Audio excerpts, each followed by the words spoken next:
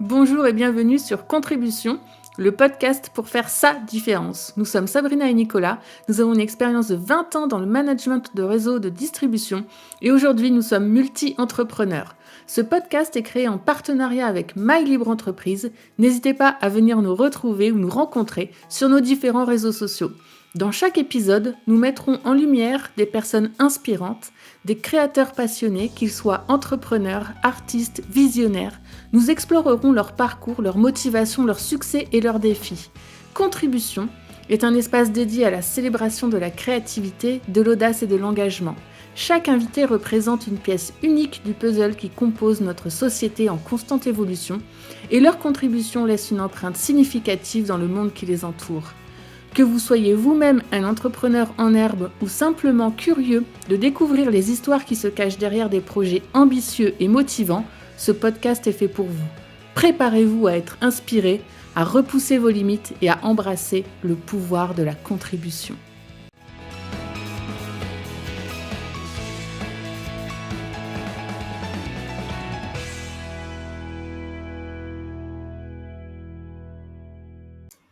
Bonjour à tous. Salut Audrey et Seb. Salut. Bonjour à tous. Donc aujourd'hui on reçoit Audrey et Sébastien qui sont des amis de longue date, qui sont devenus des entrepreneurs du web.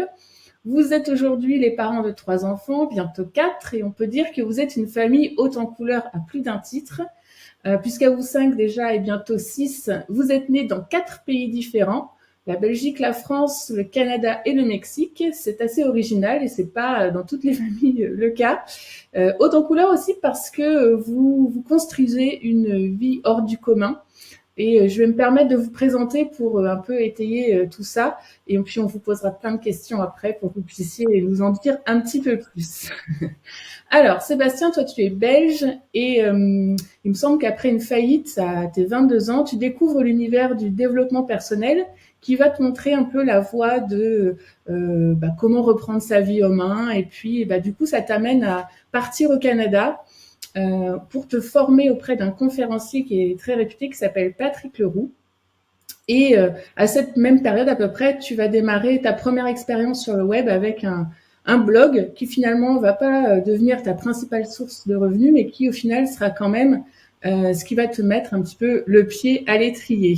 Toi Audrey, tu es française pour le coup et très jeune, tu vas prendre ton indépendance, tu vas cumuler la fac et les petits boulots pour pouvoir payer ton loyer, subvenir à tes besoins. Et puis finalement, tu vas finir par mettre tout ça de côté et partir aux États-Unis en tant que fille au père.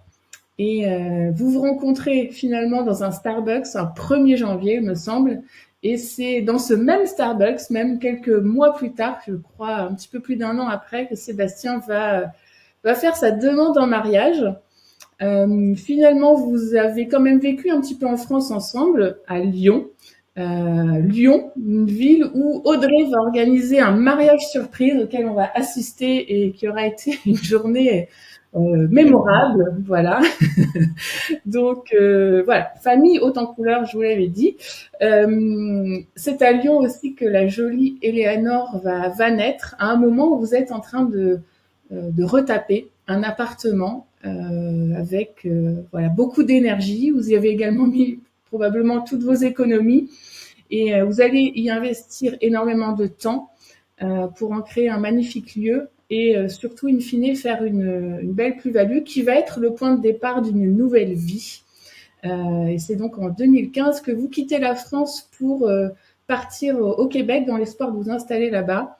Mais finalement, c'est un tout autre projet qui va prendre vie et qui va naître sous les caméras avec la naissance de l'aventure Family Cost, une chaîne YouTube qui en fait qui retrace votre vie sur les routes, puisque vous avez avec vos 2 enfants, Eleanor et Timothy, qui sera arrivé entre-temps au Canada, votre caravane que vous avez baptisée Liberty et votre pick-up No Limit. Vous allez voilà, parcourir les routes du continent nord-américain et puis un petit peu plus. Voilà, donc pendant Il me semble que votre premier objectif, c'était de vivre de vos réseaux sociaux 2 ans après le lancement de Family Cost. Et il me semble que vous avez atteint largement l'objectif, mais on aura l'occasion de revenir sur ce sujet. Donc pendant 3 ans, vous avez partagé vos aventures au Canada, aux États-Unis, au Mexique, au Panama, au Guatemala, au Belize et j'en passe. Il me semble que vous avez fait la Jamaïque aussi. Et puis votre petit dernier, Louison, est arrivé fin 2019 dans la mer des Caraïbes. Vous avez, pour ceux qui n'ont pas vu, cette extraordinaire vidéo de la naissance de Louison dans la mer des Caraïbes. Et puis, bah, ouais, le petit poisson dans l'eau. Vous avez également écrit un livre qui s'appelle Et si on plaquait tout. Donc ça, c'est une lecture pour les vacances, pour ceux qui veulent. Voilà. Et arrive 2020, qui va marquer un grand tournant pour tout le monde, mais pour vous tout particulièrement avec le fait d'arrêter votre vie nomade et de vous installer au Mexique. Et depuis ce temps, on vous voit évoluer au sein de votre ranch au Mexique avec voilà, ce ranch qui se transforme petit à petit en un magnifique lieu. Aujourd'hui, Family Cost, c'est plus de 250 000 abonnés sur YouTube, des abonnés que vous appelez les compagnons, et presque 110 000 followers sur Instagram. Donc déjà, félicitations à tous les deux pour ce magnifique parcours très inspirant, et bienvenue sur Contribution, le podcast pour faire sa différence. Première question pour vous, c'est comment est-ce que vous définissez votre activité professionnelle aujourd'hui? Est-ce que vous êtes influenceur? Est-ce que vous êtes youtubeur, créateur de contenu? Comment est-ce que vous si vous deviez vous présenter professionnellement parlant, qu'est-ce que vous en diriez? Alors, on n'aime pas le terme, mais malheureusement aujourd'hui, on est influenceur. Ouais. Mais j'aime pas ce terme-là parce que je trouve que c'est pas beau en fait. On préférait créateur de contenu, euh, ou inspirateur, ça aurait été bien aussi, mais on peut pas dire ça. Donc non, on est dans la case influenceur aujourd'hui. Ouais. En tout cas, c'est comme ça qu'on est référencé, mais c'est vrai qu'il y a une notion souvent un peu négative du côté influence, alors qu'on peut influencer positivement, et du coup, c'est ce qu'on essaye de faire.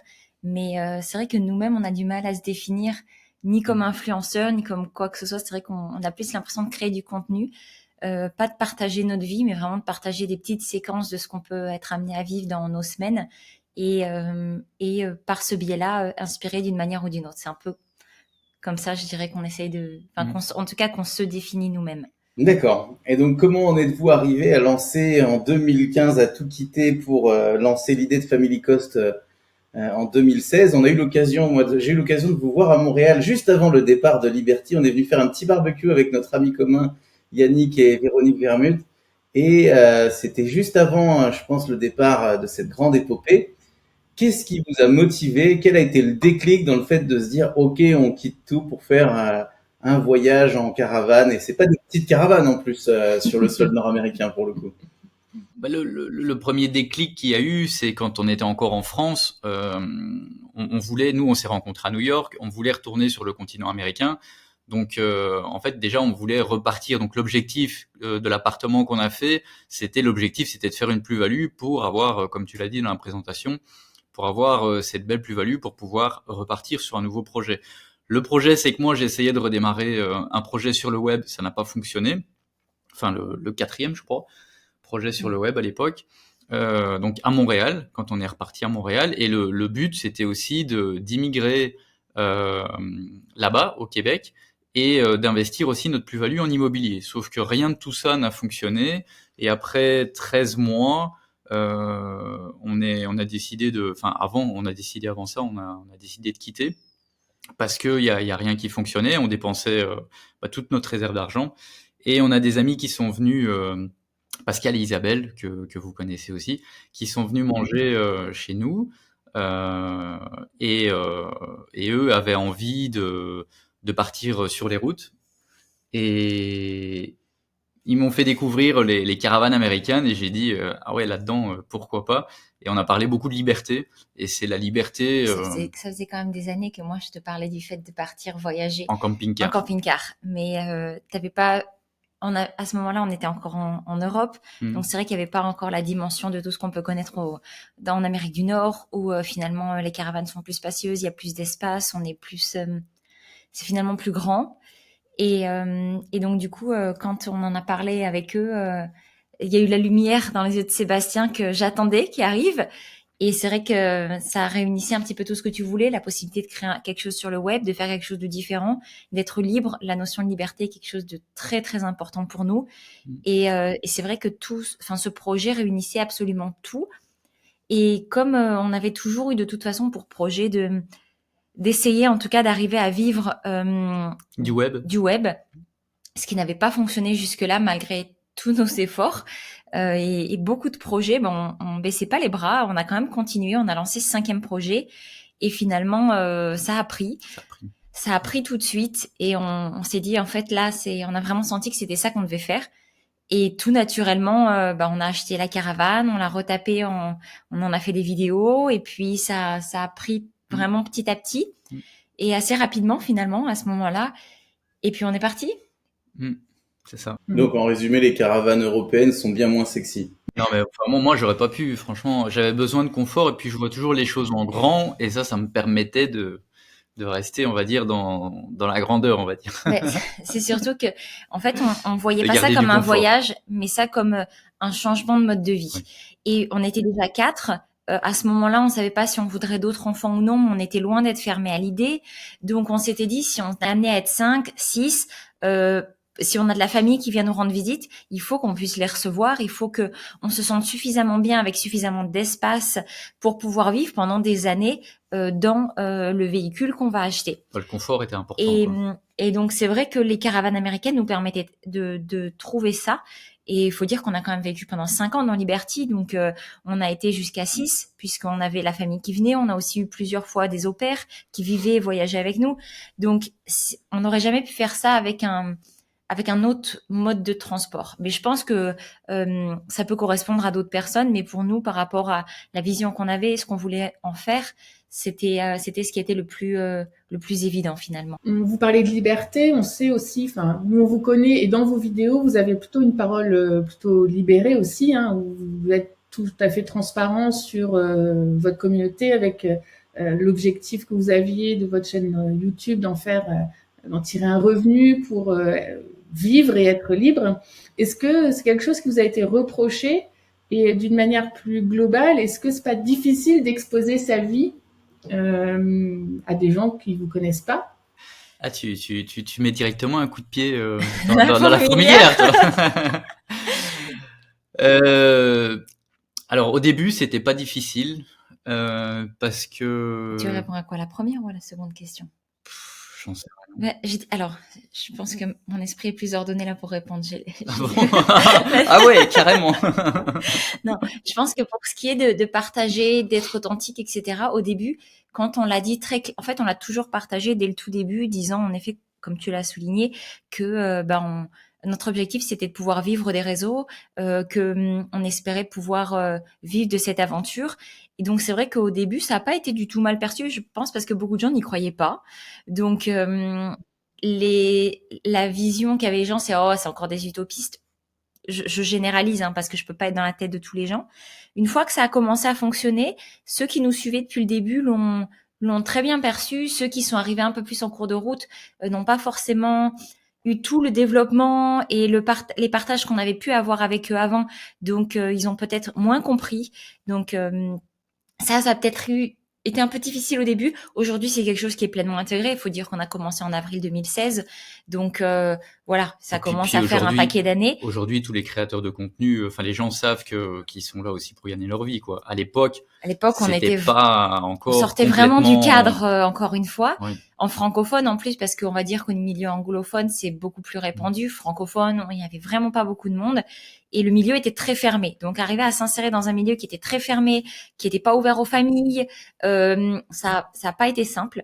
Après, pour ce qui est de partager notre vie, je dirais qu'en fait, on partage peut-être 0,5% de notre vie. Non, parce qu'à chaque fois, finalement, c'est que 20 minutes, 30 minutes de la semaine, en fait. C'est peut-être même encore moins que ça, mais on a partagé plus au début. Oui. On était plus, j'ai pas envie de dire authentique, mais on va dire on partageait plus. Et c'est vrai que je pense qu'on a pris quelques claques et qu'aujourd'hui En on fait, se détache un petit peu de depuis ça. 2020, il y a une montée en puissance de la haine sur Internet et c'est ce côté-là qui est assez difficile à gérer, on va dire. Euh, Mais pour nous comme pour tout le monde, hein. Enfin, je veux dire, ouais. il y a même pas besoin, je pense, de travailler sur les réseaux sociaux pour voir que la haine se déferle de partout. Sur Internet, c'est atteint vraiment son paroxysme parce qu'il y a cette notion d'identité cachée, etc. Mais on le voit au quotidien. Je veux dire, je pense dans la scène, des scènes de la vie de tous les jours, un petit peu partout. Mais c'est vrai que Internet est vraiment un lieu où les gens se lâchent et n'ont plus aucune limite. Et Après, c'est la rançon du succès aussi. Hein. Plus on a de succès sur Internet, plus on va être critiqué. Mais à côté de ça, bon, c'est un faible pourcentage comparé à tous les commentaires positifs qu'on reçoit. C'est juste que c'est une partie assez difficile à gérer psychologiquement, on va dire. Mais pour ce qui est de partager notre vie, en fait, on fait vraiment attention à ce qu'on partage. Et donc, j'ai pas le sentiment, j'ai l'impression de partager des moments de ma vie comme quelqu'un qui partagerait une photo sur Facebook à ses amis ou qui ou sur Instagram en fait qui vraiment partagerait une bribe, mais une fois que la porte est fermée entre guillemets, une fois que les réseaux sont tout ce qu'on partage pas finalement, c'est des choses qui nous appartiennent à nous et qui font finalement notre vie bien plus que ce qu'on partage. Même si tout ce qu'on partage est authentique, c'est la réalité de ce qu'on pense, c'est la réalité de ce qu'on vit, mais ça n'en reste qu'une infime quantité. Donc je dirais que c'est pas quelque chose qu'on vit mal. Et donc plus concrètement, parce qu'il y a beaucoup de gens qui se posent des questions, c'est au final, comment vous gagnez votre vie concrètement? Et la question sous-jacente, c'est peut-on vivre réellement de son contenu vidéo? Si on fait le parallèle, moi pendant 20 ans, j'ai fait du marketing relationnel et on a eu l'occasion de vivre quelques moments aussi dans cette aventure ensemble. Et j'ai souvent rencontré des gens, alors ça faisait 10, 12, 15 ans que je vivais à temps plein de cette profession, qui me disaient, peut-on vraiment vivre du marketing relationnel à temps plein? Et il y a plein de gens qui se posent la même question sur le web. Peut-on vraiment vivre de vidéos YouTube? Est-ce que vous pouvez nous donner un petit peu plus d'éléments concrets sur comment ça se passe? Ouais, bah, carrément, bah, oui, la réponse est oui. En fait, c'est assez simple. C'est plus nous, on vit grâce à la publicité sur YouTube et les marques qui nous contactent dans le but qu'on parle de leur marque dans une de nos vidéos ou sur une story Instagram. Et en fait, plus on va avoir de vues, c'est juste une histoire de chiffres en fait. Plus il va y avoir de vues, plus nous on va avoir de revenus à côté. Et en plus, plus les années passent et plus les revenus YouTube augmentent aussi. Avant, sur le marché américain, il y avait vraiment une grosse différence avec la France. Aujourd'hui, on commence à être quand même bien par rapport à ça aussi. Et en fait, c'est juste le nombre qui fait que plus on touche de monde, plus on peut gagner. Alors après, en fait, je pense qu'il y a plusieurs manières de gagner sa vie sur les réseaux sociaux. Nous, on Bien a sûr. choisi de faire des partenariats de temps en temps qu'on choisit vraiment au compte-gouttes. On reçoit énormément de demandes et, et c'est Seb qui s'occupe de tout ça, mais on fait peut-être quoi, 1 sur 100 qui nous contactent. Ouais, bah après, C'est beaucoup, plus ou il y moins. en a beaucoup, Oui, mais il y en a beaucoup qui acceptent n'importe quoi. Nous, on a fait le choix de toujours partager nos vidéos gratuitement. C'était quelque chose qui était important pour nous, de toujours partager. Donc en effet, les gens peuvent être amenés à avoir des pubs dans les vidéos, on peut être amené à partager de certains produits, mais les gens n'ont pas à payer pour pouvoir regarder nos vidéos. On sait qu'il y a d'autres créateurs de contenu qui vont faire du contenu payant pour des gens, enfin qui vont faire du contenu supplémentaire pour des gens qui vont payer. C'est vrai que nous, à date, à date, on c'est l'a pas quelque encore chose fait. Après, qu'on n'a pas fait. on y a déjà réfléchi aussi. Pour l'instant, on trouve notre équilibre là-dedans et on est content de ce qu'on peut offrir. Après, comme le monde change très vite, les gens ont tendance à changer très vite et on voit avec ce qui se passe beaucoup sur les réseaux sociaux, on sait que peut-être qu'un jour on devra s'adapter à autre chose. En tout cas, pour nous, c'était important de pouvoir le partager gratuitement pour pas faire de différence dans les gens qu'on avait envie d'inspirer, parce que ça quand même si on voulait être libre et vivre de nos réseaux sociaux, on voulait pas en vivre en partageant n'importe quoi, en faisant, je veux dire, on a vu beaucoup de gens être célèbres parce qu'ils faisaient les clowns sur Internet ou qu'ils faisaient vraiment des choses qui à nos yeux semblent un peu ridicules. ou qui en tout cas ne nous Bah, correspondent l'objectif, pas. ça a toujours été d'inspirer. Exactement. Et on s'était dit que on n'avait pas envie de faire de différenciation à ce niveau-là. Donc, on l'a toujours fait gratuitement.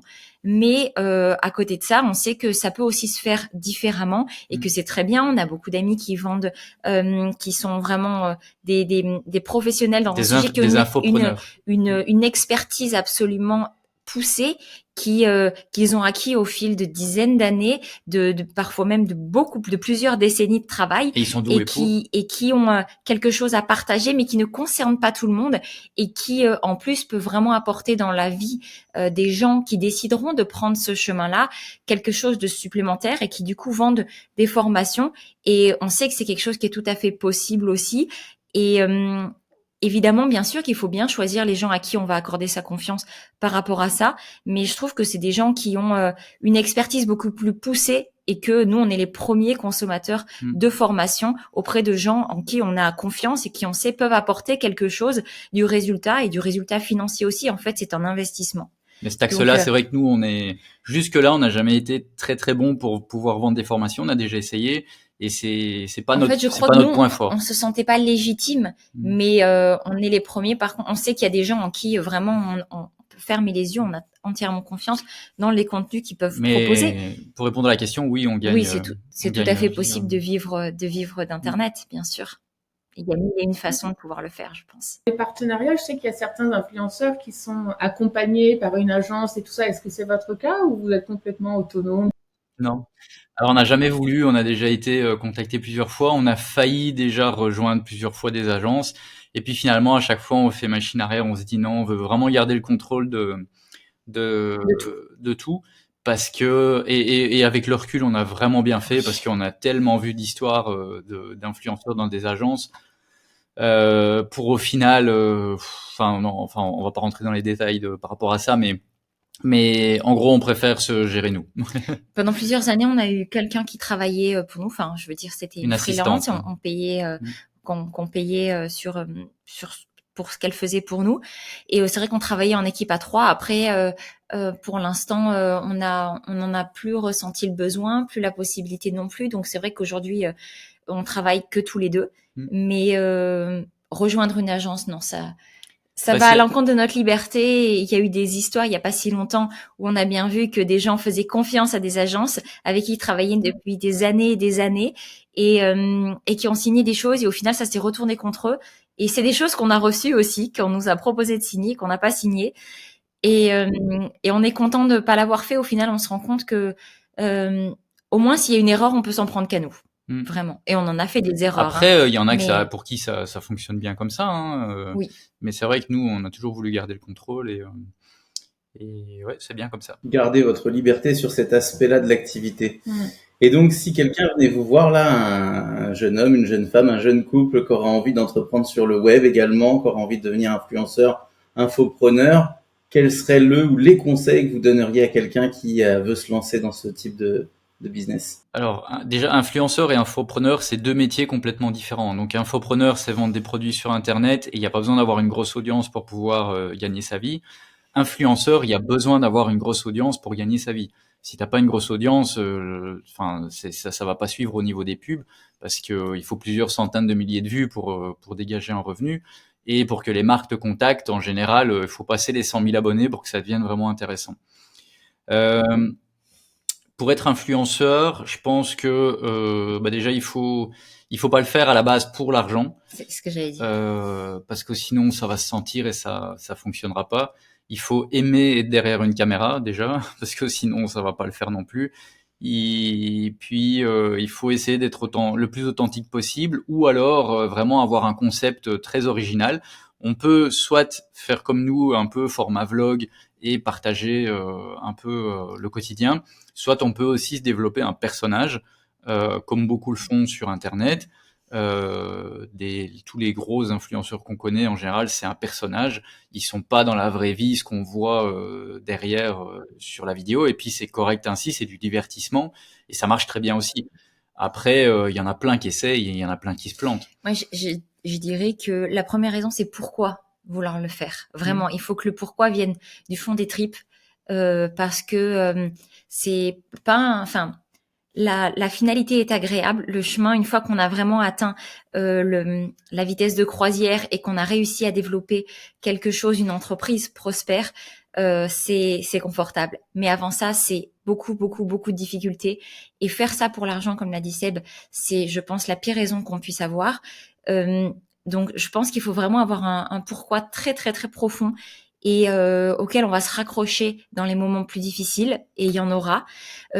Ensuite, je pense qu'il faut savoir aussi ce qu'on a envie de partager et qu'est-ce qu'on veut faire en fait. Qu'est-ce qu'on veut partager, quel est l'axe qu'on veut aborder, comme disait Seb. Ça peut être parfois difficile à trouver. Et ça peut être très difficile. Et je pense qu'il y a deux choses qui sont très importantes. C'est l'authenticité. Ça, c'est vraiment la première chose, parce que aujourd'hui, les gens sont plus débiles, en fait. Pour la plupart, ils vont pour la plupart, les gens vont finir par se rendre compte au bout d'un moment, surtout si ça arrive à durer pendant des années, les gens vont voir, en fait, au-delà de ce que vous allez partager, pour une bonne partie. Et je pense qu'il faut être authentique et arriver à apporter quelque chose dont les gens ont besoin. Et de différent.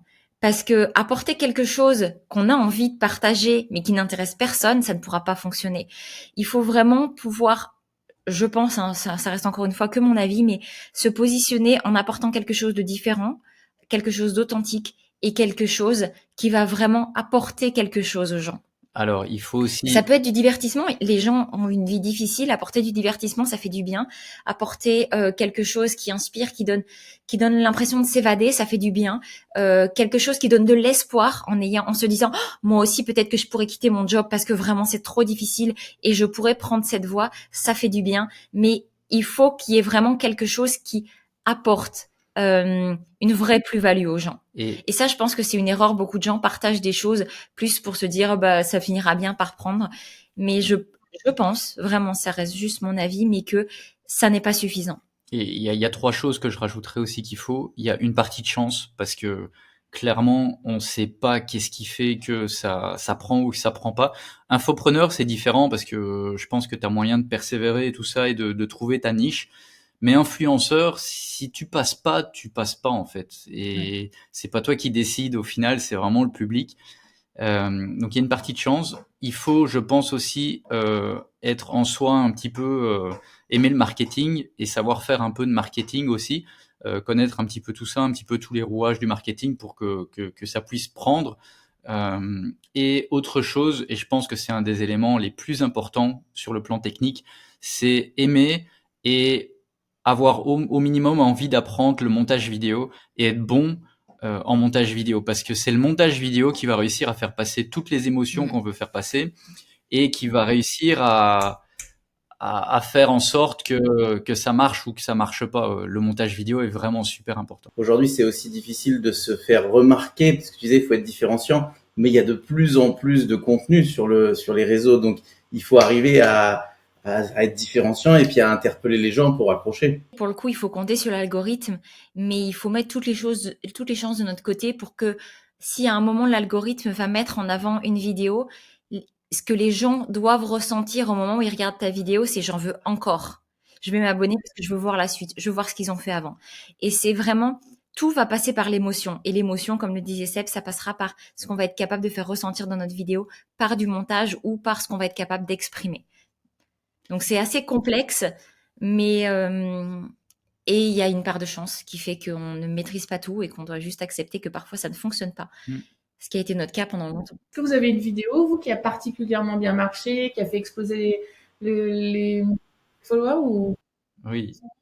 Ah oui, carrément. Nous, c'est la présentation de la caravane qui... Après les travaux. Plusieurs mois après la publication, il y a eu un moment, elle a popé, elle est montée. On n'a rien compris. Et puis elle a explosé. On a fait plusieurs centaines de milliers de vues, après 1 million. Là, je sais plus si elle a passé les 2 millions ou pas. Non, je crois pas. Enfin, et en quelques semaines, on a pris plusieurs dizaines de milliers d'abonnés, alors que chaque fois qu'on en prenait 500, on était tout content. On avait mis 1 an à gagner 10 000 abonnés, ce qui était déjà pas mal, et on en était très fiers. Et là, on a pris, je pense... 40 ou 50 000 en... je sais plus. En 1 mois et demi. Ouais. Ça a été, C'était fou. c'était incroyable. On regardait le compteur et on voyait le compteur tourner. C'est vraiment Ouais. quelque chose d'absolument incroyable. Ah bah là, ça, c'est là que ça a pris. Après, c'est pas encore là qu'on a gagné notre vie parce que Non, on était loin de la gagner à ce moment-là. non, pas loin, mais c'est quand on a passé les 100 000 qu'on a vraiment commencé mais à c'est être beaucoup un plus an après, confortable. Un an parce après, qu'on a ouais, passé, plus ou moins. ça c'est arrivé à l'été 2017 et on a passé les 100 000 en juin 2018. Donc ça a pris un an, mais en un Bah, mois on a pris énormément d'abonnés. Après, tu parlais de l'algorithme tout à l'heure, c'est la présentation de la caravane, ce qui a fait que je pense qu'elle a pris, c'est le time watch. En fait, le time watch, c'est super important par rapport à l'algorithme. C'est plus les gens vont rester sur une vidéo, plus bah, ça dit à YouTube que cette vidéo-là, elle est intéressante. Et une présentation de quelque chose, en fait, les gens, ils avancent pas la vidéo, en fait. Ils restent dedans pour voir si c'est dynamique et que ça bouge. Bah, ils vont vouloir voir la suite. Et je pense que c'est la première vidéo où on avait autant de gens qui restaient aussi longtemps dessus. Et je pense que c'est ce qui a fait, quoi. Et puis elle a vraiment explosé au moment où les gens commençaient à partir en vacances. En fait, c'était l'arrivée des beaux jours. Il y a Nous, eu on ça présentait aussi. une caravane. Je pense que c'était vraiment un ensemble de choses qui a fait que on venait de passer quelques jours avant, semaines, je sais plus Les 10 000 exactement, abonnés. les 10 000 abonnés. Je pense que ça a vraiment été un combo qui a fait que bon, bah, elle a été mise en avant. Et ça a été en effet un énorme boom pour nous. Bah, sans ça, de toute façon, bah, en tout cas, c'est ça qui a fait que ça a pris. Voilà. Ça a été un élément déclencheur. Quand on s'imagine un projet comme celui-ci, forcément on se projette sur des choses qu'on veut faire, des choses qu'on ne veut pas faire.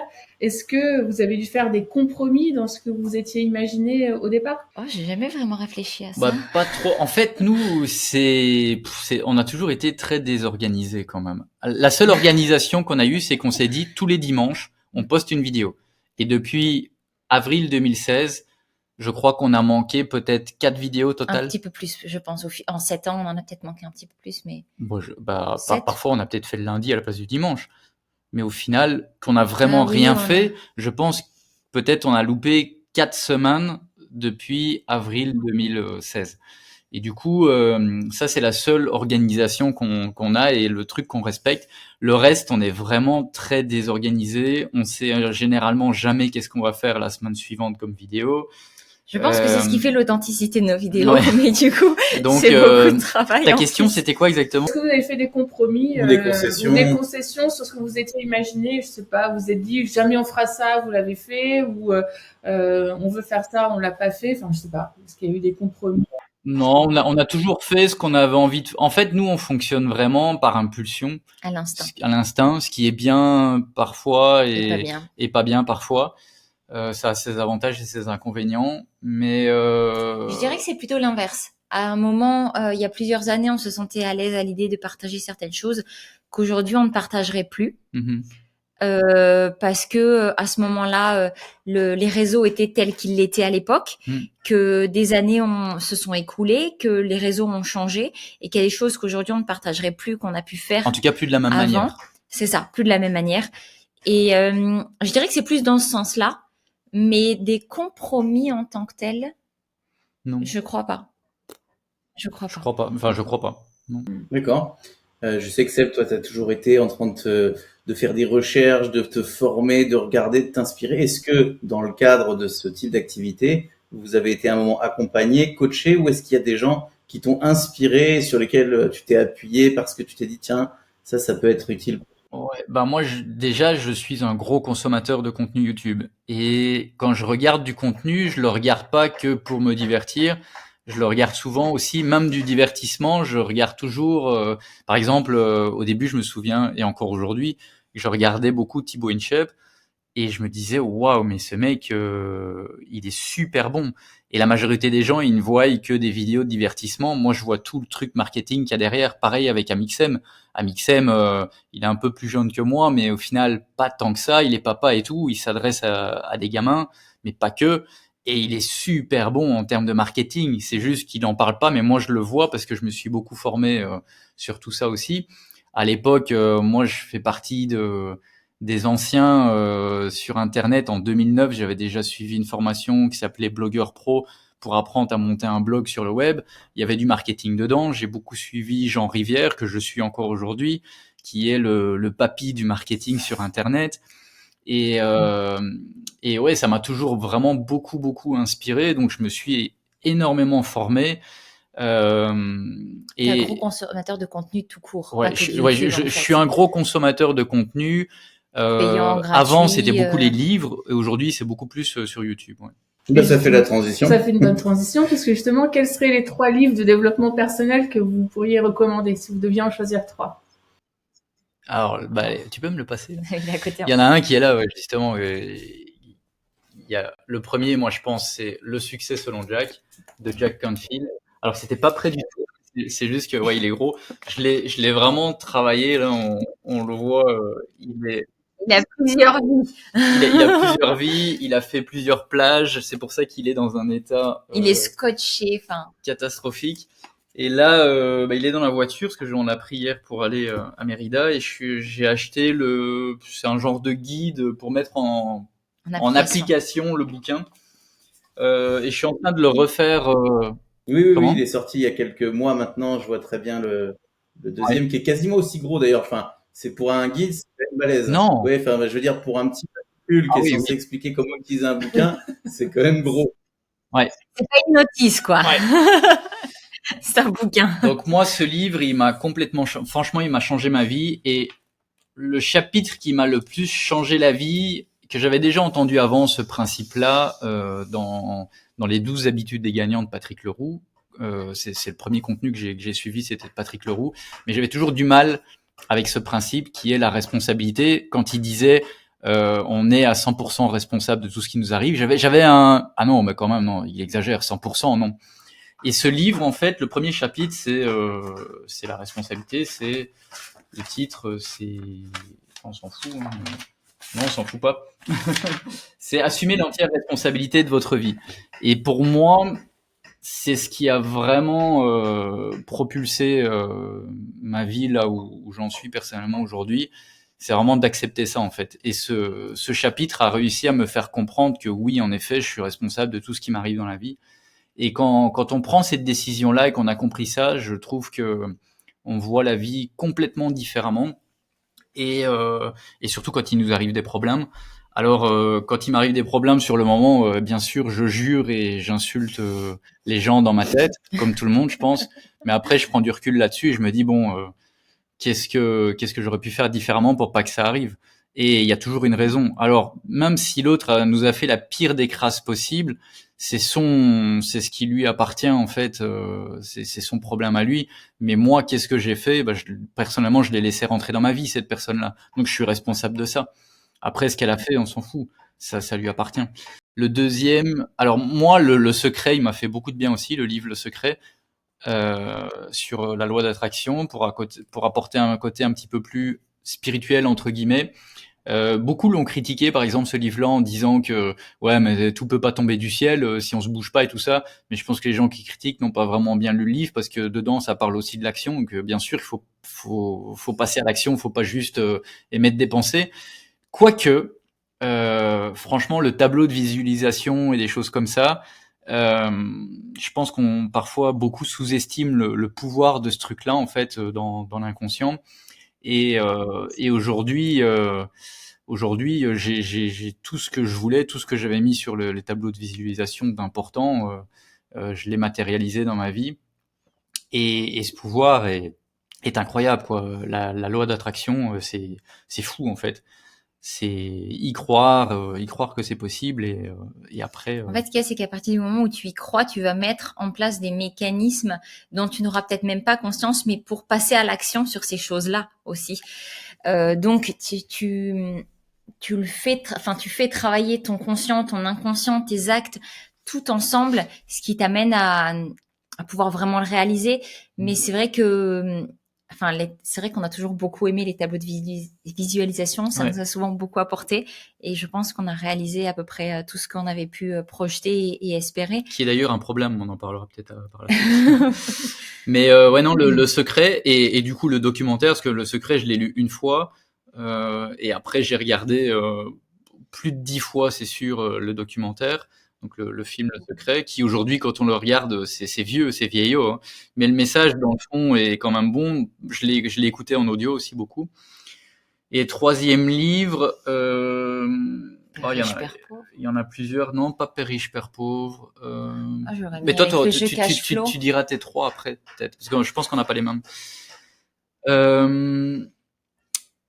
Il y en a plusieurs, je dirais que c'est peut-être sur l'argent. Il y a Enchanté votre entreprise et vos clients qui était excellent, qui est super bon, mais De Lee Cochrane. de Lee Cochrane. Cochrane, pardon. Mais je dirais peut-être de T. Harv Eker, Les secrets d'un esprit millionnaire. Les secrets d'un esprit millionnaire. Ouais. Ou La magie de voir grand, ou Attitude d'un gagnant. C'est compliqué, il y en Voilà, a t'as tellement. récupéré tes 3 et mes 3 là, du Voilà. coup, merci. Les gros titres qui sont des incontournables, qui ont été copiés, il n'a jamais égalé derrière presque. C'est ça. Ben c'est ça. Après, je pense que je peux pas ne pas, si on parle de plein de livres, je peux pas ne pas citer au moins un bouquin de Patrick Leroux qui est le premier livre de développement personnel que j'ai lu et qui m'a vraiment mis le pied à l'étrier. C'est Secret des gens actifs, efficaces et équilibrés, si ma mémoire est bonne. Et dedans, en fait, il y avait des exercices et tout. Et c'est la première fois que j'ai vraiment fait des exercices pour mettre en perspective ma vie future. Et pour moi, c'était complètement nouveau de faire ça. J'avais d'abord consommé son CD audio qui était les 12 habitudes des gagnants. Et après, j'avais commandé tous ses bouquins. J'ai lu celui-là en premier. Et dedans, il parle d'autres livres, Valer le crapaud. Je crois qu'il y avait déjà Le succès selon Jack, Le secret, tout ça. Et c'est de là que j'ai commandé plein d'autres livres. Donc c'est vraiment ce livre qui m'a mis le pied à l'étrier. Après, ça reste une copie de tous les grands livres. Attitude d'un gagnant, par exemple, de Dennis Waitley, est un des premiers. C'est des, voilà, il y a pas grand chose de nouveau aujourd'hui, si ce n'est que ça fait quand même du bien de lire les choses d'une manière différente et ça permet de se brainwasher le cerveau positivement, on va dire. Ou alors de percevoir quelque chose qu'on n'a pas perçu dans un autre livre, tout simplement, en Exactement, fait. oui. On perçoit pas, enfin, je veux dire, on n'est pas sensibles tous aux mêmes choses. Et quand toi, t'avais lu justement l'histoire de la responsabilité, tu voulais juste pas en entendre parler, puis t'es tombé dans celui-là et c'est devenu comme évident. Ah oui. Donc, je pense que, en effet, il y a des copies. Bien souvent, ça arrive pas à la hauteur, mais le fait de pouvoir le retrouver d'une manière ou d'une autre, parfois il y a une sensibilité, une petite touche qui fait que finalement, on va se sentir peut-être plus proche de la manière dont ça va être dit, ou en tout cas, on va se sentir plus touché par la manière dont ça nous aura été présenté, et on pourra plus l'entendre, notamment comme des pavés, comme la responsabilité, ou, enfin, je veux dire, c'est quelque chose de pas facile à accepter pleinement. Et le fait que ce soit présenté de différentes manières permet de comprendre l'importance et l'intégralité de ce qu'est réellement la responsabilité.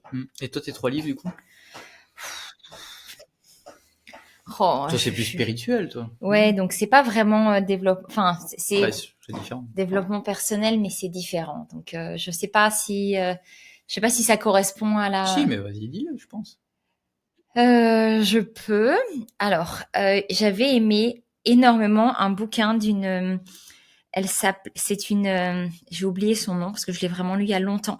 C'est une Canadienne qui s'appelle, je crois, Annie quelque chose, et c'est le bonheur d'être une mère heureuse en fait. Et ça parle véritablement de l'importance d'être soi-même heureux pour pouvoir véritablement être quelqu'un d'épanoui envers ses enfants et que ses enfants puissent être épanouis. Parce qu'on l'oublie souvent, et moi la première, j'ai tendance à, j'aime pas le terme sacrifier, même si c'est quand même relativement adapté à ce que je peux faire par moment, mais à vraiment me faire passer toujours après les enfants, et quitte à ce que ça soit vraiment difficile pour moi et que je me sente pas bien par moment, et au final ils payent le fait que je me sente pas bien parce que je suis pas aussi disponible pour eux.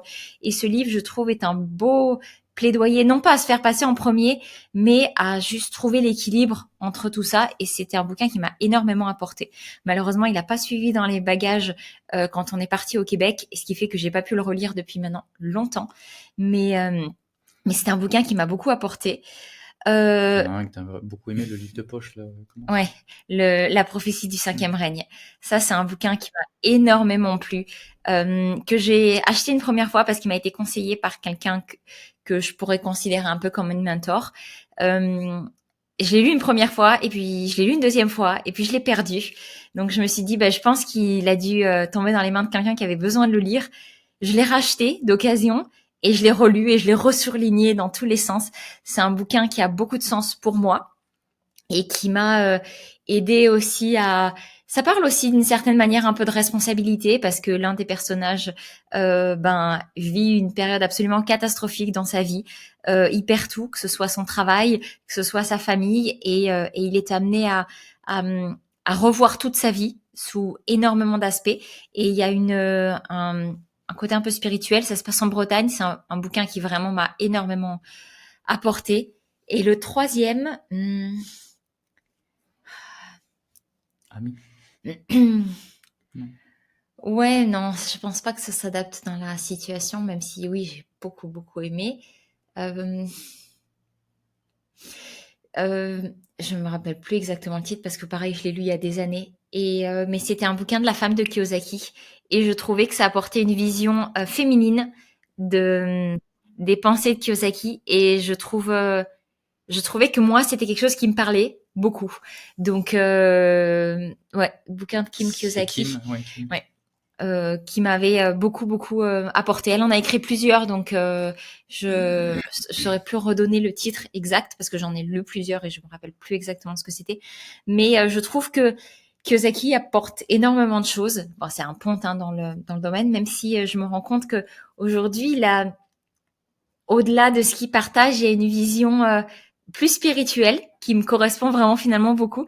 Et je trouve que Kim apporte cette touche dans ses bouquins assez similaire de ce que peut partager Robert, mais avec vraiment une approche encore différente. Et j'avais beaucoup aimé ce bouquin. Voilà, si je devais faire une synthèse, ça serait plus ou moins... Un vrai sujet, la lecture, hein. Nous, c'est notre ADN, et c'est pour ça qu'on s'entend bien sur cette partie-là. Donc, que d'aventure pour Family Cost. Question intéressante, qu'est-ce qu'on peut vous souhaiter pour la suite? Écoute, moi, c'est justement pour ça que je reprends les bases, parce que je disais justement que ça peut être un problème quand on a atteint tous les objectifs. Et pour moi, personnellement, c'en est un, parce que d'un côté, j'ai beaucoup de reconnaissance quand je prends du temps de regarder tout ce qu'on a, notre vie de famille. C'est pas que matériellement, mais c'est aussi, j'ai rencontré la femme que je voulais, j'ai les enfants que je voulais. En mieux, tout étant encore en mieux que tout ce que je voulais. Je viens quand même d'une famille d'ouvriers, d'ouvriers, et peu de gens, enfin personne, même moi-même, je pensais pas que j'en arriverais à ce point-là en fait.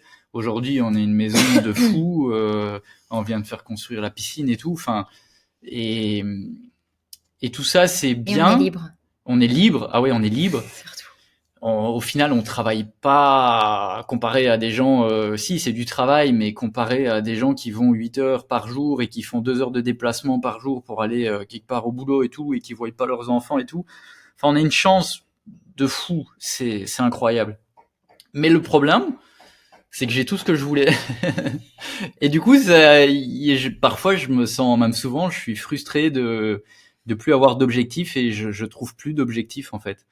Et je trouve plus là j'ai refait l'exercice, ma raison d'être, et ça a été très difficile de la réaliser, et là je vais refaire mes objectifs, et je sais pas qu'est-ce qui va sortir de ça en fait, parce que j'ai plus rien qui m'apporte vraiment, qui m'excite, ouais, j'ai plus rien qui m'excite vraiment. Mais en même temps, quand je prends le temps d'être reconnaissant sur ma vie, je suis super content et tout, et je me dis bon ben voilà, c'est bien quoi, mais j'ai pas encore 40 ans quoi. Qu'est-ce que je peux faire de plus du coup? Mais en même temps, est-ce que je dois faire plus?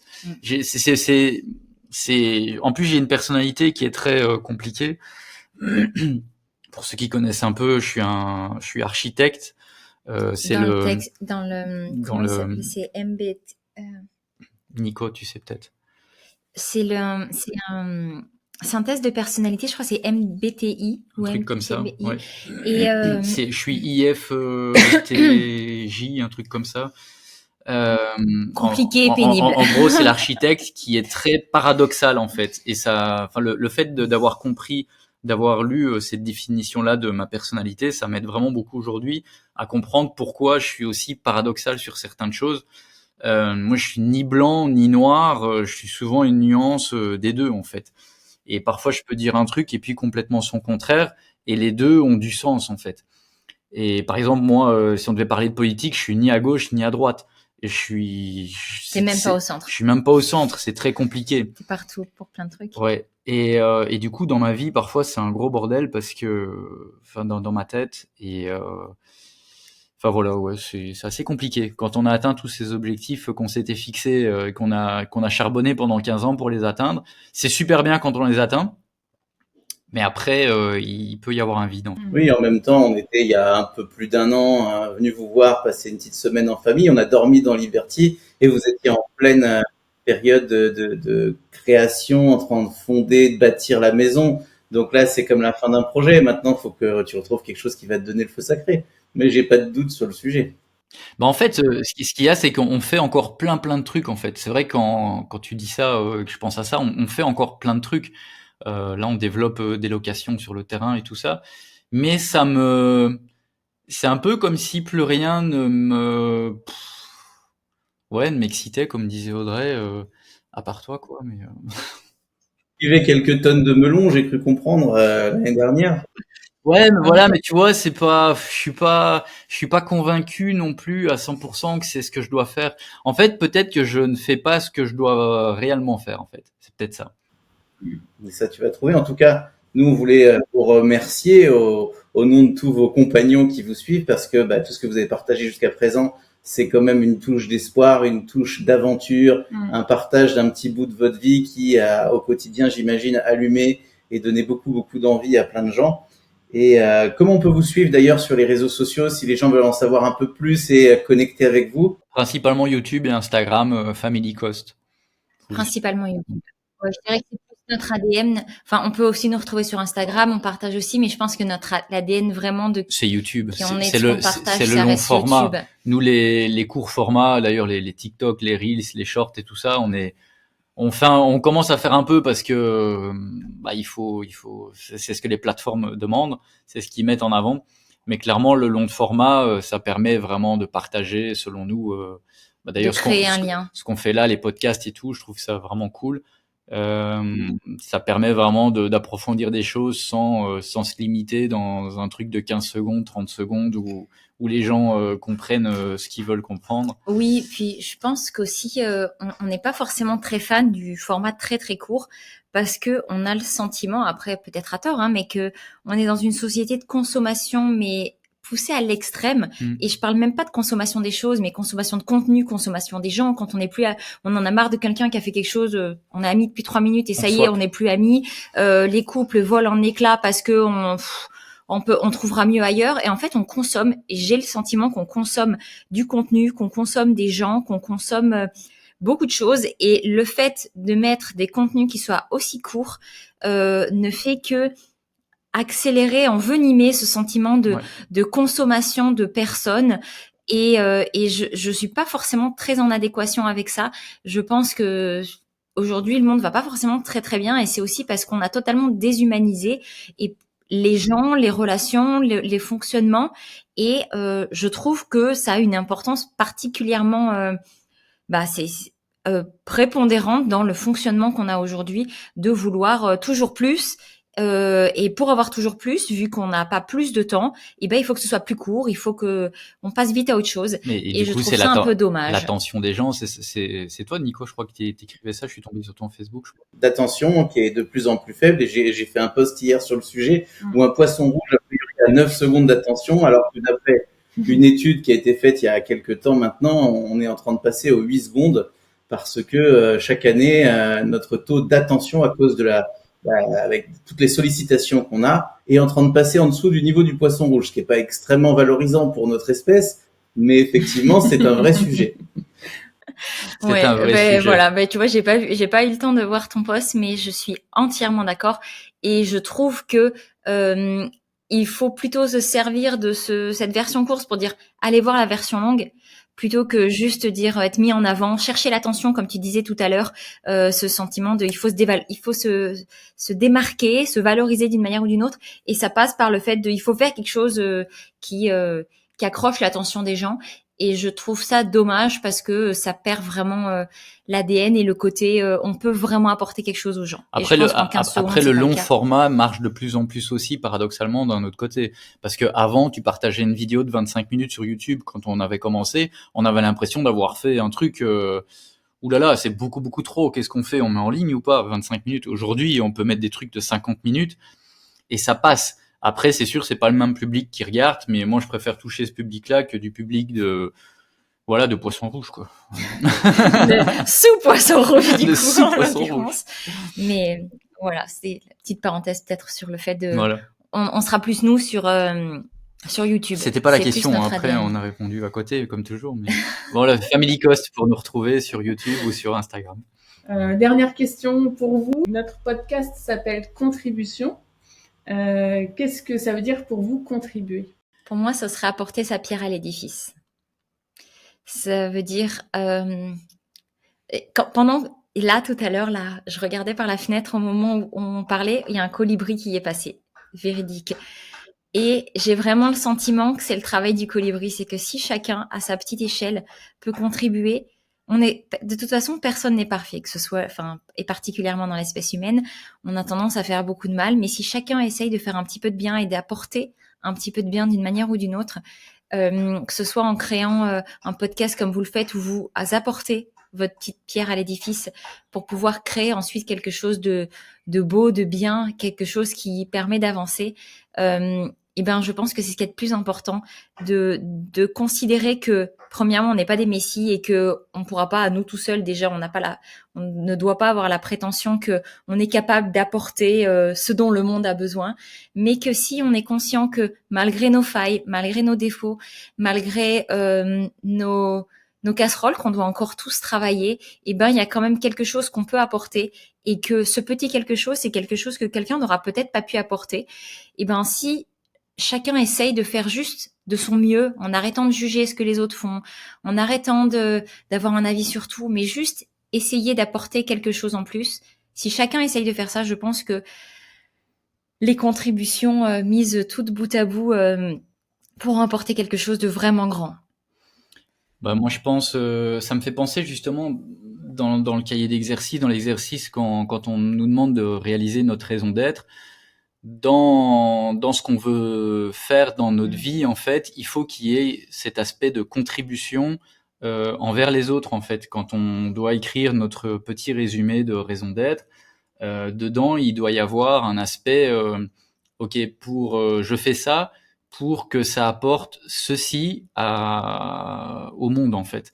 Et en fait, je pense que c'est super important pour que ça donne une raison d'être, en fait, parce que faire les choses juste pour soi, bah ça a pas d'intérêt, en fait. Donc voilà, la contribution, je pense, c'est super important. Je veux pas en rajouter plus parce que c'était déjà beau ce que tu as dit. Merci. Ben, merci pour cet échange, pour ce moment de partage en direct du Mexique. Vous êtes au début de votre journée en plus, 9h. Et on vous souhaite une belle journée ensoleillée, plein de belles choses pour la suite de l'aventure Family Cost et au plaisir de reconnecter pour de belles aventures ensemble.